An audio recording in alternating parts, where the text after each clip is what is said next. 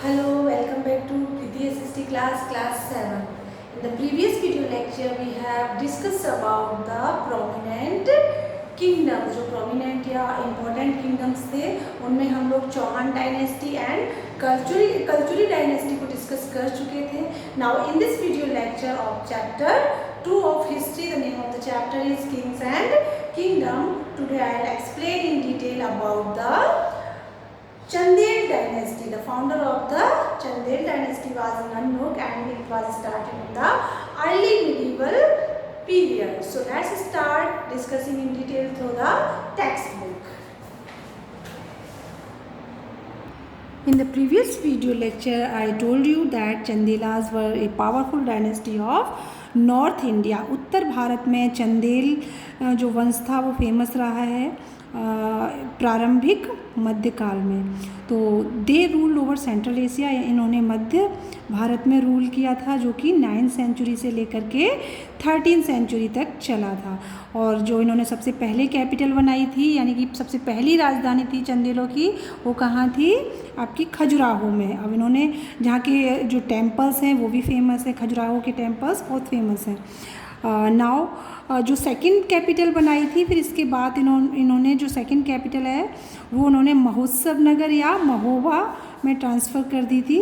तो इस प्रकार से कई बार क्वेश्चन पूछा जाता है कि name the two capital of the Chandel dynasty या चंदेलास. तो first is Khajuraho and second is महोत्सव नगर या महोबा. दोनों एक ही बात है. और ये कौन सी डायनेस्टी से बिलोंग करते थे? लूनर डायनेस्टी से, यानी कि चंद्रवंशी थे ये. Now next paragraph we will discuss. The kingdoms of Chandelas of Khajuraho was a part of a large empire of the Gujar प्रतिहाराज.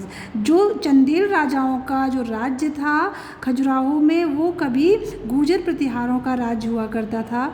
The founder of the Chandela dynasty Nannuk was the ruler of A small kingdom.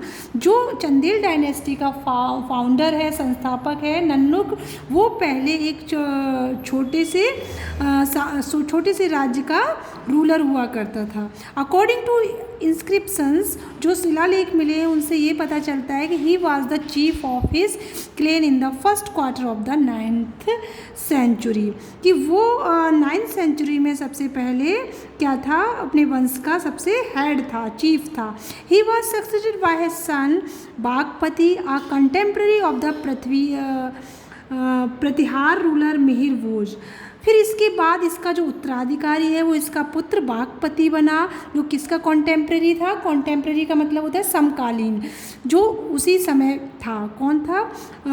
Pratihara ruler Mihir भोज का समकालीन था. कई बार question भी पूछा जा सकता है कि मिहिर भोज का कंटेम्प्रेरी रूलर कौन था चंदेल डायनेस्टी का? तो बागपति.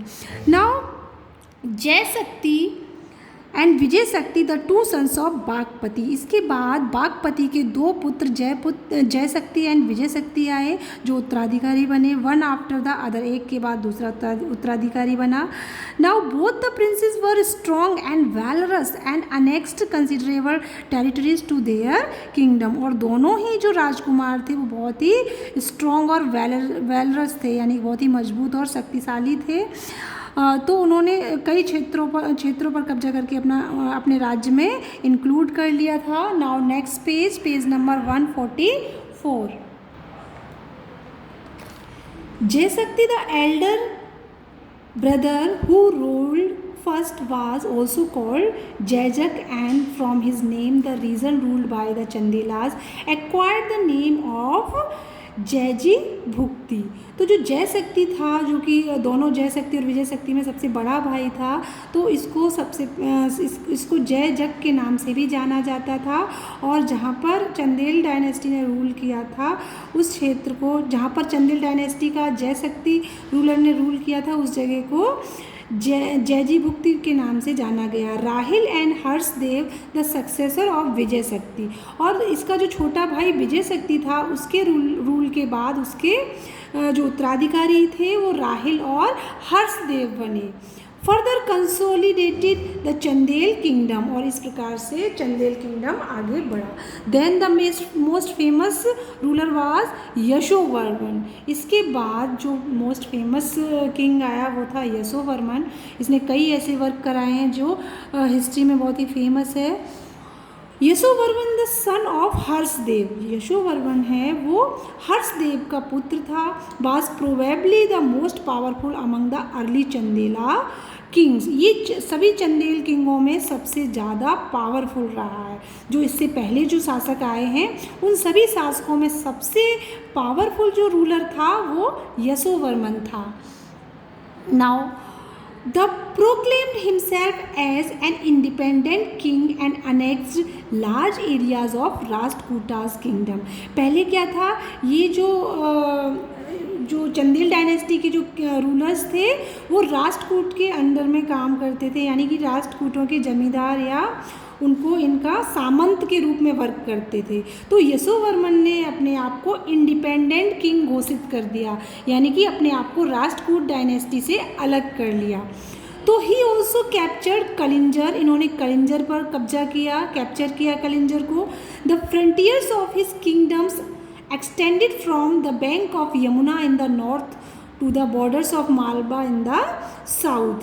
अब जो इनका साम्राज्य है उसका विस्तार कहाँ से लेकर कहाँ तक रहा, यानी कि जो यमुना नदी के किनारे से लेकर के जो मालवा, दक्षिण में जो मालवा है वहाँ तक इनके राज्य का विस्तार रहा। During the rain Chandelas became a strong political power in north and central Asia, और इनके शासनकाल में इनके राज्य में जो चंदेल थे उनकी राजनीतिक शक्ति उत्तर और मध्य भारत तक फैली। He is also credited with having constructed the magnificent Lakshman temple. The most important thing that you have to keep in your mind is that Yashovarman को ही ये श्रेय जाता है कि इन्होंने लक्ष्मण टेम्पल को बनवाया था। Now next paragraph. Yes, Yashovarman was succeeded by a line of other mighty rulers including Dhang, Gad and Vidyadhar। जो यशोवर्मन है इनके बाद जो और उत्तराधिकारी बने वो भी शक्तिशाली थे, जिनमें से एक जो बहुत ही पावरफुल था वो था धंग, फिर गंड और विद्याधर, ये भी अच्छे शासक हुए हैं। During the reign of Dhang Kalinjar acquired great importance and was regarded as the second capital of the kingdom after Khajuraho. Now during the reign of Dhang के शासनकाल में जो कलिंजर था उसको बहुत ज़्यादा इम्पोर्टेंस मिला और he was regarded as the second capital of the kingdom after Khajuraho, और खजुराहो के बाद इन्होंने कलिंजर को सेकेंड कैपिटल बनाया। Dhanga assume the title of Maharajadhiraja, और धंग ने कौन सी उपाधि धारण की थी, महाराजाधिराज, यानी कि और इनको दूसरा जो उपाधि मिली थी वो थी कलिंजराधिपति, यानी कि लॉर्ड ऑफ कलिंजर। कलिंजर जगह का नाम है तो उसका शासक कलिंजराधिपति के नाम से जाना गया। तो दोनों उपाधि आपको लर्न करनी है कि महाराजाधिराज और कलिंजराधिपति की उपाधि किसको दी गई थी, तो धंग जो कि चंदेल शासक था। He was also a great patron of art and learning in addition to being a great ruler and a great conqueror। और जो धंग था उनको एक कला और जो कला से रिलेटेड थिंग्स थी उनका पैट्रन माना जाता है, संरक्षक माना जाता है, क्योंकि और ये इससे पता चलता है कि वो एक अच्छा शासक और एक अच्छा विजेता था। कंकरर का मतलब विजेता। He built 2 of the more important temples, और जो धंग था इन्होंने 2 इम्पोर्टेंट टेम्पल्स बनवाए थे जिनमें विश्वनाथ टेम्पल और पार्श्वनाथ टेम्पल फेमस है। तो आपको लर्न करना है कि विश्वनाथ टेम्पल और पार्श्वनाथ टेम्पल धंग ने कंस्ट्रक्ट करवाए थे। Now next important ruler is, जो नेक्स्ट इम्पोर्टेंट रूलर है वो आपका है परमर्दी देव। ये तो आपका बहुत ही फेमस है। अभी आपका आप अगर सीरियल देखते हैं तो उसमें जो अभी पृथ्वीराज सीरियल आ रहा है उसमें दिखाया भी गया है कि किस प्रकार से परमर्दी देव, इनका जो चंदेल डायनेस्टी है उनका अंतिम शासक था और बहुत ही पावरफुल था ये भी, लेकिन इसको मोहम्मद गौरी के द्वारा असैसिनेट कर दिया जाता है, मार दिया जाता है। और पृथ्वीराज चौहान जो कि अजमेर का शासक, अजमेर और दिल्ली का शासक था, चौहान डायनेस्टी का, आप जानते होंगे, तो उससे भी इनके युद्ध हुए थे। और परमर्दी देव के जो सेनापति थे आला और उदल, आला और उदल की स्टोरी भी बहुत फेमस है, आपकी बुक में तो नहीं बताया है लेकिन मैं आपको एक्स्ट्रा बता रही हूँ कि जो परमर्दी देव के जो आला और उदल नाम के जो सेनापति थे उनको पृथ्वीराज चौहान ने मार दिया था, इसको तो छोड़ दिया था लेकिन इसकी हत्या मोहम्मद गौरी ने कर दी थी।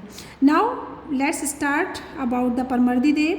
Parmardi Dev, the last important king of this dynasty. You have to keep in your mind that who was the last king of the Chandel dynasty. Parmardi Dev is known in history for his conflict with Chauhan king Prithviraj Chauhan, और इसको पृथ्वीराज चौहान के साथ conflict के कारण ही जाना जाता है कि पृथ्वीराज चौहान के साथ इसका थोड़ा मतभेद रहा है, इसलिए इसको जाना जाता है, इसलिए ये फेमस है। The battle between them ended in the defeat of Paramardi Dev, और पृथ्वीराज चौहान और परमर्दी देव के बीच में जो युद्ध हुआ था उसमें परमर्दी देव की हार हो गई थी, जिसमें आला और उदल मारे गए थे। It mark the gradual decline of Chandel power, और इसी प्रकार से इस युद्ध के साथ ही चंदेल जो डायनेस्टी थी उसका डिक्लाइन यानी कि विनाश होता चला गया, पतन होता चला गया।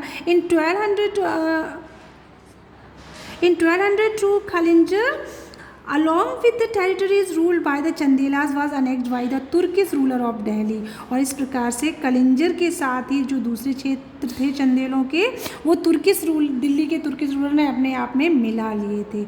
Now next is the outstanding contribution of Chandelas was to build up the famous temple and town of Khajuraho between the mid 10th and mid 11th century, यानी कि मध्य 10वीं शताब्दी से लेकर 11वीं शताब्दी तक खजुराहो के जो टेम्पल थे वो इस चंदेल शासकों ने बनवाए थे। The temple provide a rare and striking example of north Indian temple architecture in this area, और इन टेम्पल्स के द्वारा जो मंदिर उत्तर भारत की मंदिर स्थापत्य कला है उसके बारे में पता चलता है। The Chandelas have left a number of other inscriptions, और भी चंदेलों के कई शिलालेख मिले हैं। They are known to have endowed a large number of Jain and Hindu temples, इन्होंने और भी हिंदू और जैन टेम्पल्स बनवाए थे, केवल बुद्ध टेम्पल्स इन्होंने नहीं बनवाए थे। Now next topic the Gahadavalas we will discuss in the next video lecture. So thanks for watching, keep reading the chapter, otherwise you can't understand anything. So reading the chapter is compulsory.